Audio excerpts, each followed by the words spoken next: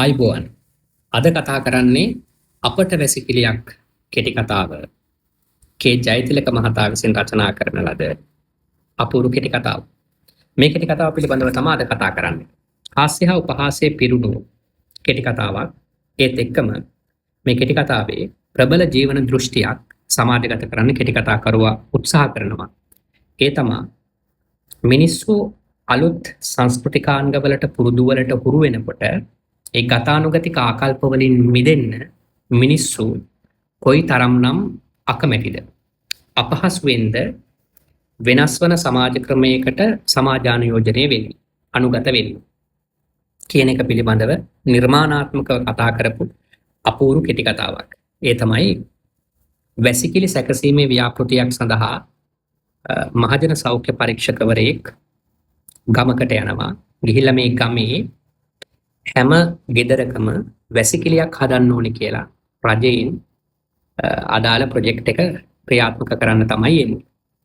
එතකොට එතනදී මේ රජයේ නිලධාරියා මහජන සෞඛ්‍ය පරීක්ෂකවරයා මේ ගමේ මිනිස්සුත් එක්ක ඇති කරගන්න කතාබහ සංවාදය, මේ ව්‍යාපෘතිය ක්‍රියාත්මක කිරීම පිළිබඳව එයාගේ ප්‍රවේශය පිළිබඳව මේ කෙටි කතාවේ හරි අපූර්වට පැහැදිලි කරනවා. ඒ තමයි මේ රාජ්‍ය නිලධාරියා ගමට ගිහිල්ලා මේ ගමේ මිනිස්සුන්ව පූර්ණ වශයෙන් දැනුවත් කරන්නේ නැහැ මේ ව්‍යාපෘතිය පිළිබඳව. සමහර විට මේ මිනිස්සුන්ගේ තියෙන අධ්‍යාපන පසුබිම, එහෙම නැත්නම් මේ විෂය පිළිබඳව තියෙන අඩු අවබෝධය, නැත්නම් ගතානුගතික ආකල්ප වලින් මිදෙන්න තියෙන අකමැත්ත හින්දා මේ රජ නිලධාරියා කරන්නේ නීතිය කියන එක පිළිබඳව වැඩි වශයෙන් කියමින් නීතියට තියෙන බිය උපයෝගී කරගෙන නඩු දානවා, දඩ ගහනවා කියලා බය කරලා මිනිස්සු ලවා මේ වැසිකිළිය සකස ගන්න උත්සාහ කරනවා. එතකොට අවසානයේදී කෙටි කතාවේ වැසිකිළි ටික ගෙවල් වල හැදෙනවා. හැබැයි මිනිස්සු මේ වැසිකිළි පාවිච්චි කරන්න පෙළඹෙන්නේ නැහැ. මොකද ඒකට ඒ වැසිකිළි පාවිච්චි කිරීමේ ක්‍රමවේදය, පාවිච්චි කළ යුතු බව, ඒකට අවශ්‍ය මානසික ආකල්පමය වෙනස රජයේ නිලධාරියා විසින් කරන්නේ නැහැ. එයා කරන්නේ යාගේ රාජකාරී මට්ටමින් කළ යුතු කාර්ය ටික විතරයි. ඒතකොට මේ රාජ්‍ය තන්ත්‍රයේ රජයේ නිලධාරීන්ගේ ක්‍රියාකලාපයන් පිළිබඳව එයාලා Tamanගේ අර රැකියාව රාජකාරිය පමණක් කරලා ඒ සීමාවෙ ඉඳලා එතනින් එහාට ඇත්තටම මිනිස්සුන්ගේ සුබසිත වෙනුවෙන් ක්‍රියාත්මක වෙනවද කියන එක සම්බන්ධයෙන් වගේ දේවල් මේ සාහිත්‍ය නිර්මාණයත් එක්ක අපිට කතා බහ කරන්න අපේ බුද්ධිය කලඹන. එතකොට අනිත් පැත්තකට මේ ගම්වල මිනිස්සු කොච්චරනම් අකමැතිද මේ වැසිකිළියක් හදාගෙන සෞඛ්‍ය ආරක්ෂිත විදිහට මේ වැසිකිළි කැසිකිළි භාවිතය කරන්න මේ ගමේ වැඩිහිටි අය කොයිතරම් අකමැතිද. එතකොට මේ සෞඛ්‍ය ආරක්ෂිත ක්‍රමවේදයට ඉතා හොඳින් පෙළඹෙන්නේ සහ ඒකට අවශ්‍ය වන උවමනාව කැමැත්ත හැදෙන්නේ බාල පරම්පරාවෙන්, ඒ පවුල්වලින දරුවන්ගේ. එතකොට මෙන්න මේ වගේ තෝරගත්ත පවුලක කුඩා දරුවෙක් කතානායකයා කරගනිමින් කෙටි කතා කරුවා හරි අපූර්වට මේ කතාව ගොඩනගනවා. එතකොට මේ කෙටි කතාව ඇතුලේ රජයේ නිලධාරීනුත්, එහෙම නැත්නම් රාජ්‍ය සේවය, නැත්නම් රජයේ ව්‍යාපෘති සහ සාමාන්‍ය ජනතාව අතර තියෙන පරතරය, ඒ සේවාවන් සපයනට කොවුන් අතර තියෙන දුරස් බව පිළිබඳව මේ කෙටි කතාවේ කතා කරනවා.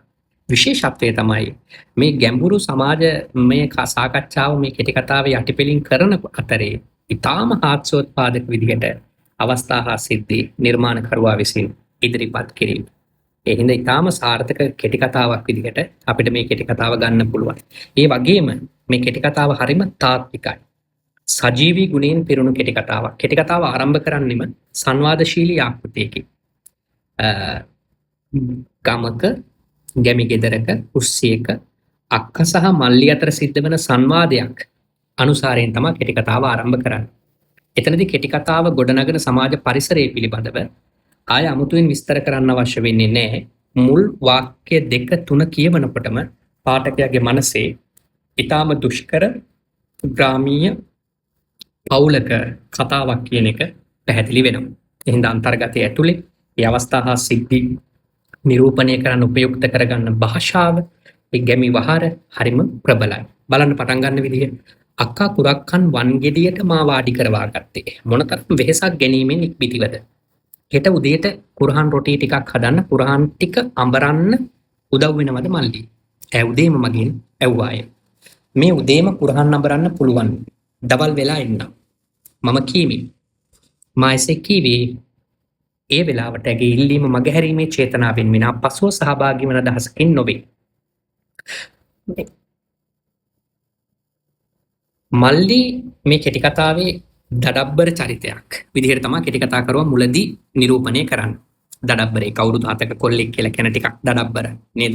කියන දේ වැඩි අහන්නේ නැහැ. විශේෂයෙන්ම සහෝදර සහෝදරියෝ කියන දේවල් අහන්නේ නැහැ. එහෙම නමුත් මේ අක්කා අප්‍රමාණ විදිහට මේ මල්ලිට ආදරේ. ඒ හින්දා මේ අක්කා හරිම මේ වගකීම් සහගත විදිහට මේ පවුල ඇතුලේ අම්මා අසනීප හින්දා දෙවනි අම්මා වෙමින් මේ බර අරගෙන පවුලක් ඇතුලේ මේ අක්කා හැසිරෙන විදිහ හරි අපූර්වට කෙටි කතා කරුවා නිරූපණය කරනවා. එතනින් ඕනනම් අපිට හිතන්න පුළුවන් අර ග්‍රාමීය ගෙවල් වල වැඩිමහල් දරුවා විදිහට ගැහණු දරුවෙක් ඉපදුනොත් දෛවයේ සරදමකට වගේ අම්මා අසනීප වුණොත් නේද? ඒ ගෙදර සම්පූර්ණ බර කරට ගන්න වෙන්නේ අක්කට අම්මා වෙන්න වෙනවා. ඉතින් එහෙම මේ මව්වත් ගුණයේ තියෙන අක්කා කෙනෙක් තමයි කෙටි කතා කරුවා අපිට මුණ ගස්සන්නේ. බලන්නකෝ අර මල්ලිගේ මුරණ්ඩුකම් ඔක්කොම ඉවසගෙන ඉන්න අක්කා නිකමටවත් තාත්තට ඇහෙන්න මල්ලිට බනින්නේ නැහැ. බැන්නොත් තාත්තා මල්ලිට ගහනවා, බනිනවා. එතකොට මල්ලිට මල්ලිගේ හිත රිදෙයි කියන එක මල්ලිට එහෙම දඬුවම් විඳින්න වෙයි කියන අකමැත්තෙන් හින්දා අක්කා මේ ඒවා තාත්තට ඇහෙන්න කියන්නේ නැහැ. ඉතින් බලන්න කෙටි කතාවේ තියෙනවා යන්තම්වත් තාත්තට මේව වැසුනොත් මට සෙල්ලම් නටන්න ලැබෙන්නේ නැත. තාත්තා බනින විදිය තෝ හොරාලියා වගේ මෙතන කකා ඉන්නවා. තොට ඒකවත් කරලා දෙන්න බැරිද? කවුද මෙතන අතක් පයක් නොහල්ලනේ උන්ට තැම්ම හදලා දෙන්න ඉන්නේ? ඔහු බැනවත්. ග්‍රාමීය පරිසරය ඇතුලේ දරුවන්ට දෙමාපියන් බනිනකොට සාමාන්‍යයෙන් ඒ කෝපය ඔවුන්ගේ පිටවීම හරිම තාත්වික විදිහට හරිද හරිම තාත්වික විදිහට නිරූපණය කරනවා. එතනදී සමහර වෙලාවට අර ටිකක් අර එඩියුකේට් ෆැමිලි එකක දෙමාපියෝ දරුවෝ එක්ක කරන ගනුදෙනුවට වඩා නූගත් සමාජ පරිසරයක් ඇතුලේ දරුවයි දෙමාපියයි අතර සිද්ධ වෙන ගනුදෙනු හරි වෙනස්. දරුවන්ට සමහර විට ඊටාම නපුරු විදිහට දඬුවම් දෙනවා, සමහර විට පරුෂ වචනයෙන් බැනවදිනවා. හරි. එහෙම දේවල් අපි ඇත්ත සමාජයෙන් අපි එළියට බහනකොට අපිට අහන්න දකින්න ලැබෙනවානේ. ඒකට මෙන්න මෙහෙම සමාජ පරිසරයක් මේ වගේ අවස්ථාවලින් තමයි මේ සමාජයේ නූගත් කියන එක අපිට ගම්ම්‍ය වෙන්නේ. හරි. ඊට පස්සේ මේ විදිහට මේ කතාව ඉස්සරහට ගලාගෙන යනවා. කොහොම හරි මේ කතාවේ මූලික පරමාර්ථය නැත්නම් අරමුණට කෙටි කතා කරුවා ප්‍රවේශය අරගෙන මේ ගමට එනවා මහජන සෞඛ්‍ය පරීක්ෂකවරයෙක්.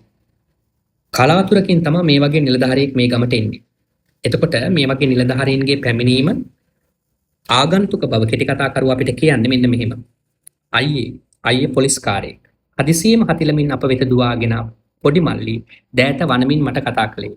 අර මහජන සෞඛ්‍ය පරීක්ෂකවරයා PHI මහත්තයාගේ පොලිසිය මහත්තයාගේ අර යුනිෆෝම් එක බැලු බැලමට මේක සමානයිනේ පාටින් නේ. මගේ තර එද්දත් එක සමාන වෙන්නේ නැති.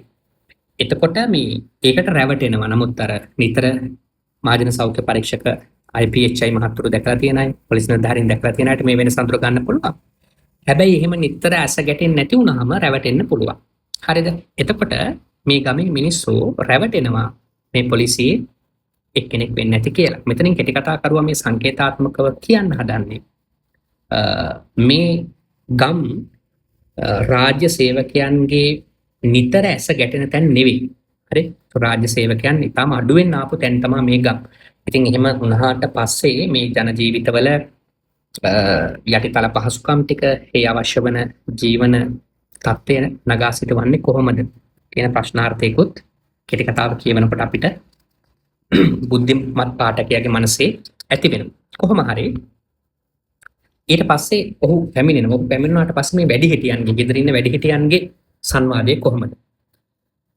කුණු ඉස්පෙක්ටර් සුගතන් තම හඳුනා ගැනීම පිළිබඳව උපන් ගෞරවයෙන් කිය. මෙයාලා මේ කාඩ් එකක් ගහලා තිනවා. නැත්නම් නම් වනමක් පට බැඳලා තියෙනවා මේ PHI මහත්තයාට කුණු ඉස්පෙක්ටර්.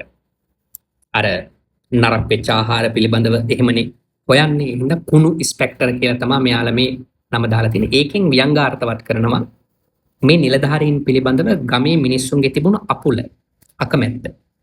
හරිද? අකමැත්ත. ඒ වගේ අය පිළිබඳව ප්‍රසාදයක්, පැහැදීමක් තිබෙන්නේ.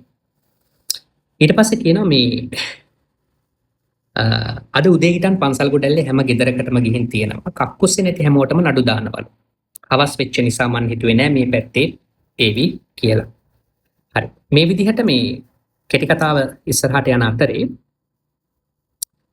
මේ PHI ගෙදර ඇවිල්ලා මේ කුණු ඉන්ස්පෙක්ටර් ගෙදර ඇවිල්ලා නැත්තම් මේ මහජන සෞඛ්‍ය පරීක්ෂකවරයා ගෙදර ඇවිල්ලා මේ ගෙදර අර කටක දරුවාගේ තාත්තත් එක්ක කතා කරනවා. මෙන්න මෙහෙම. කවුද මේ ගෙදර ගෘහමූලිකයා? කවුද මේ ගෙදර ලොක්කා? මම තාත්තා බයාදු ලෙස පිළිතුරු දුන්නේ. දැන් මේ තාත්තා මුලින් අර එයාගේ පුතාට බැන්න අර පර්සනැලිටි එක පෞරුෂය මේ මෙතනදී මේ දරුවා දකින්නේ නැහැ. එතකොට එතනදී කෙටි කතා කරුවා කියන්න උත්සාහ කරන්නේ ළමයි රාජ්‍ය නිලධාරීන් ළඟ මේ වගේ දුප්පත් නොගත් අහිංසක අසරණ මිනිස්සු කොයිතරම් විදිහට අහිංසකව අසරණව බයපක්ෂපාතීත්වයකින් යුක්තවද හැසිරෙන්නේ කියන එක. හරිද? මොකද්ද නම හේරත්? හේරත් කියන්නේ මොන හේරත්ද? වාස්කමක් නැද්ද? හරිම මේ තර්ජනාත්මක ස්වරූපයෙන් තමයි කතා බහ තියෙන්නේ. සුහදශීලීත්වයක් නැහැ. අපි දන්නවා රාජ්‍ය සේවය කියලා කියන්නේ සුහදශීලී වෙන්න ඕනේ මිනිස්සුන්ට. එහෙම සුහදශීලීත්වයක් නැහැ. හරිද?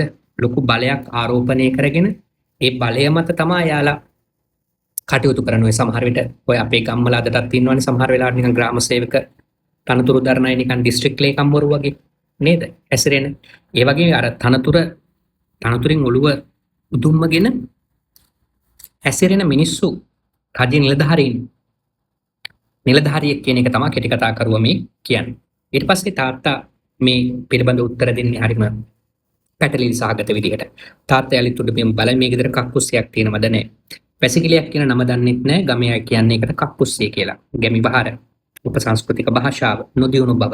හරි. මේ සියල්ල මේ අවස්ථාවෙන් ගම්මි වෙනවා. ඒ වගේම මේ කෙටි කතාවේ තියෙන සුවිශේෂීකම අවස්ථා හා සිද්ධි නිරූපණයේ තියෙන ඊටම විශේෂත්වය තමයි සංවාද භාවිතය. මේ සංවාද හරිම තාත්විකයි, හාස්‍ය හා උපහාසය මුසුයි. ඊට පස්සේ මේ තව එක හාස්‍ය හා උපහාසය ප්‍රබලව මුසු වෙන තැනක් තියෙනවා. කුණු ඉන්ස්පෙක්ටර් තිකෝනිස් කාර්යාගේ ගෙදරට ගිහින් ඇහුවලු කක්කුස්සියක් තියෙනවද කියලා. සුගතන් පටන් ගත්තේ මේ තමයි මේ ගැමි මිනිස්සුන්ගේ විඥානය. යාලෙක් ගති පැවසුම් සිතුම් පැතුම් හැසිරීම් රටාවන් ගැන අපිට තීරණය ගන්න තියෙන තැන. තාත්තාත් තිකෝනිස් කිව්වලු අනේ බුදු මහත්තයෝ මෙහි මොන කක්කුස්සිද? ඔන්න ඔතනින් ඔය බැද්දට පාත් වෙන්න. එහෙම කියලා කෙල්ලේ මේ මහත්තයාට වතුර පනිට්ටුවක් ගෙනත් දීපිය. අර ආගන්තුකයාට කක්කුස්සියන්න වතුර පනිට්ටුව කියන්නේ ගෙදර ඉන්න දුව. හරි. ගෙනත් දීපිය කියලාත් කිව්වලු. මිනිහට තරහ ගිය පාර එවලෙම නඩු දාන්න නම ලියාගෙන ගියාලු. මෙන්න මේ විදිහේ නොදියුණු ජන සමාජයකට හරිද දියුණු සංස්කෘතික පුරුදු සෞඛ්‍ය පුරුදු පුහුණු කරන්න යනකොට කොයිතරම් අපහසුද කියන එක තමයි මේ කෙටි කතාව ඇතුලේ ප්‍රබල වශයෙන්ම සාකච්ඡා කරන්නේ.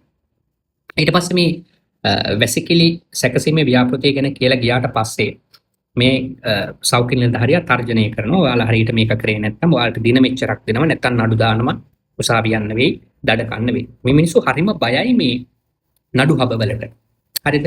මේ නීතියට තියෙන බිය නිසාම තමයි මෙයාලා මේ කඩිමුඩියේ මේ වැසිකිලි හදන්න පෙළඹෙන්නේ. නමුත් මේ රජයේ නිලධාරීන් පිළිබඳව මේ ව්‍යාපෘති පිළිබඳව ගම්මුන්ගේ තියෙන ආකල්ප කොයි වගේද? ඍණාත්මක ආකල්පයක් තියෙන. හරිද? ධනාත්මක ආකල්පයක් නෙවෙයි. මෙච්චර කල් නොතිබුණු කක්කුස්සියක් මොකද මේ එකපාරටම ඕන වුනේ? කාගේ හරි මගෝඩියක් වෙන්නේ නැති. කාට තියෙන සල්ලි දෝවා. ඕකෙන් මේකෙන් වෙන්නේ අපිටත් උසාවි ගානේ බඩ ගන්න. උන්ට නම් මොකෝ ආණ්ඩුවෙන් පඩි කකා කියාවි. ඕන් හදපන් නැත්තම් නඩු දානවා කියලා. දුප්පත් අපි තමයි නැහෙන්නේ. මෙන්න මේ විදිහට මොකක් හරි මේ මිනිස්සුන්ගේ යහපතට යම් කිසි ව්‍යාපෘතියක් කරත් මිනිස්සුන්ට තියෙන්නේ ඒ රජය පිළිබඳව රාජ්‍ය නිලධාරියා පිළිබඳව ප්‍රතිවිරෝධයක්. ඒක අදටත් අපි දකිනවා.